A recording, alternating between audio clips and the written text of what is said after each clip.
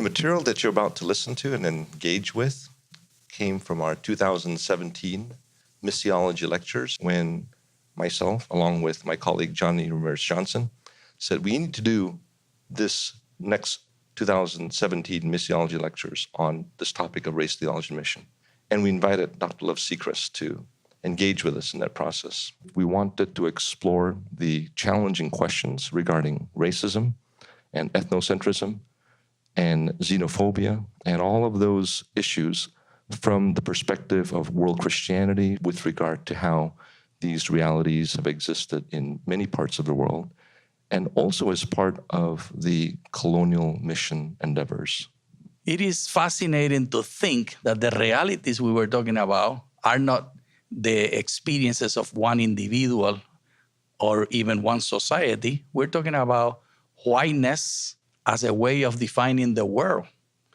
And the conference and the conference presenters address time and again this epistemology, this way of making meaning. It has also been described as colonization and post-colonization. The question is not about guilt, it's about engagement. It's about what are we going to do with what we have inherited. So the fact that we're having the conversation should not point a finger at you as a listener or viewer. But these are hard conversations. The conversation about race is one that has been deferred for so long and so often, over and over again. As soon as we get close to having a meaningful conversation about race, we recoil from the pain of it. And so in our lectures, you'll see some of that pain emerge. You'll see some people who have long experienced racism express and declare and name experiences that they have had that have been deeply formative, deformative even. So this conversation is not a pretty one, but we're having it. As observers, as listeners, you will be engaging, and we invite you to invite the Holy Spirit. The three of us pray a lot about this series.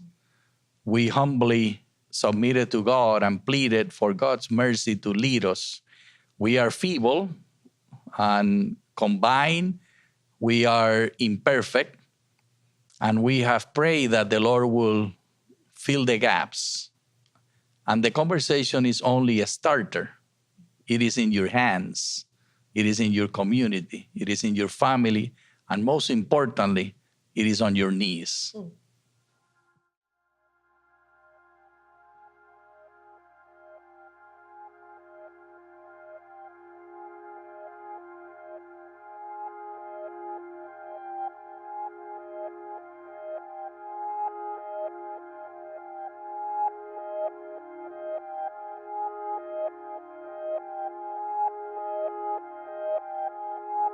Thank you, Fuller, for putting this on.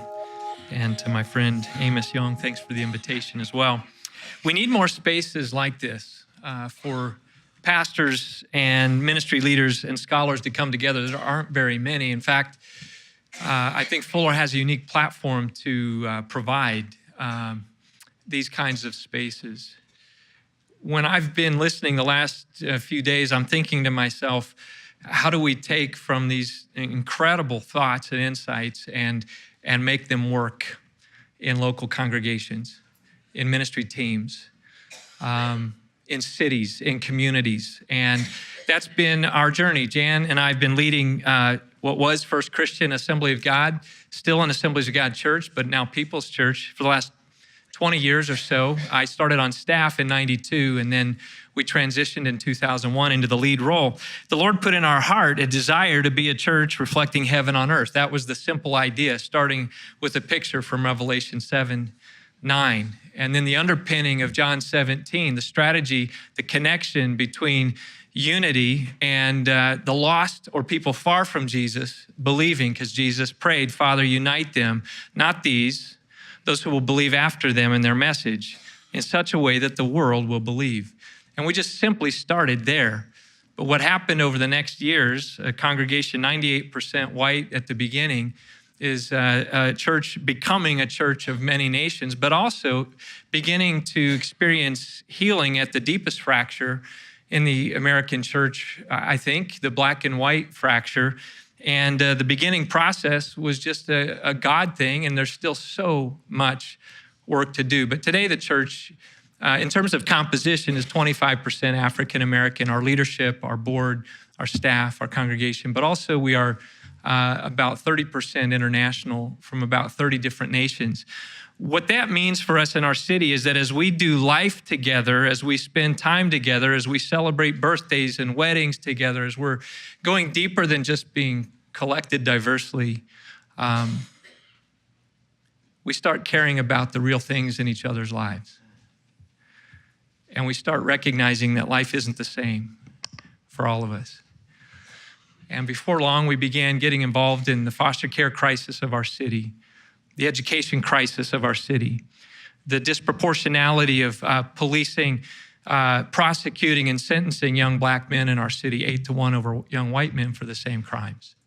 We began getting involved in each of these things, but doing so in the name of Jesus and doing so together, loving and serving each other as equals, humbly trying to walk out the fullness of the gospel together. What else happened over time is we began to discover that the scriptures from Genesis through the end of the book have so much to say about all of this. And that if we could really root ourselves in theology, this wouldn't just be about political correctness or trendiness or trying to just keep up with American society, but this would actually be biblical Christianity at work. And we began to discover texts that spoke differently to us. As I remember the first time really seeing Ephesians 2 through the lens of the multi-ethnic church, through the lens of the church Jesus paid for on the cross, a church of every tribe, tongue, nation, and people. That literally Paul believed this could happen in the local church. This wasn't just the church universal, or why else would he write this to a specific church at Ephesus? That it was a very, very big deal, that he opens chapter 2 with, we were dead in our sins, now we are alive, but he's talking in plural pronouns. And by the time you get to verses 11, 12, 13, 14, you realize he's talking about this multi-ethnic Greek and Jewish and Gentile church. You realize that when he says one new humanity in verse 15, in which God dwells by his presence later in the chapter, that he's building towards something, he's saying this is a big deal. In fact, in chapter 3, verse 6, he says, this is the mystery of Christ, and I'm expecting him to say the cross, and he says that Gentiles and Jews are one body. Amen. And by verses 9 and 10, he's saying it's through church like that the many-faceted wisdom of God is proclaimed, and not just in the earth, but like we heard in the last session, to principalities and powers. The church in America is so siloed and segregated. It's not only missing the most powerful apologetic for the gospel of Jesus Christ, it's rendered almost neutered and irrelevant to principalities and powers, much less the real things affecting real lives in the cities of America and the counties across the nation. What if the church united humbly as the kind of church that Jesus paid for on the cross, instead of siloed, and did so not only under white leadership, but under black and brown leadership, male and female leadership. And we actually, like we heard in earlier talks, served each other in such a way that the world would say, what is this really about? This gospel of the kingdom. That would be the proclaiming of the gospel. That would be the realization growing in society that Jesus is the Son of the living God, and it has implications for how society is lived. It would require the dismantling of idolatry of America in the white part of the church.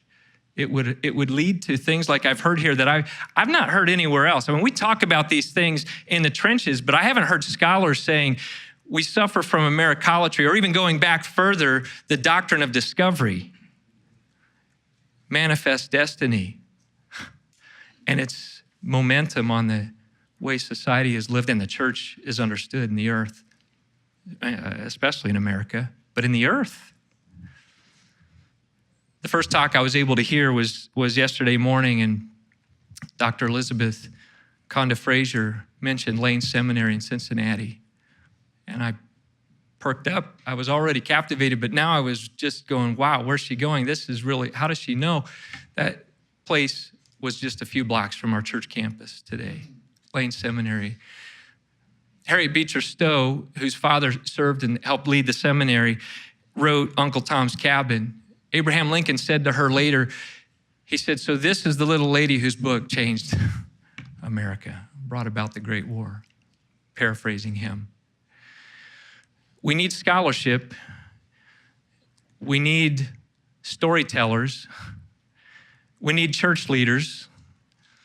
We need ministry leaders, and we need this to happen rooted in theology, experienced in community, understanding there's a cost.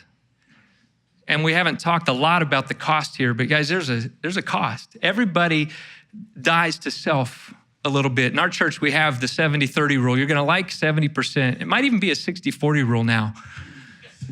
40%, somebody else, God is doing something in their life. You celebrate how they're enjoying this.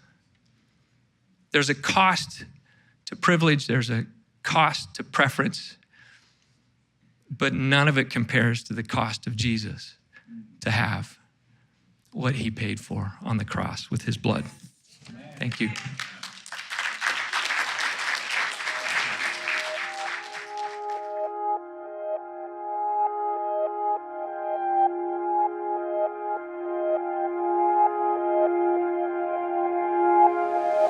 Thank you.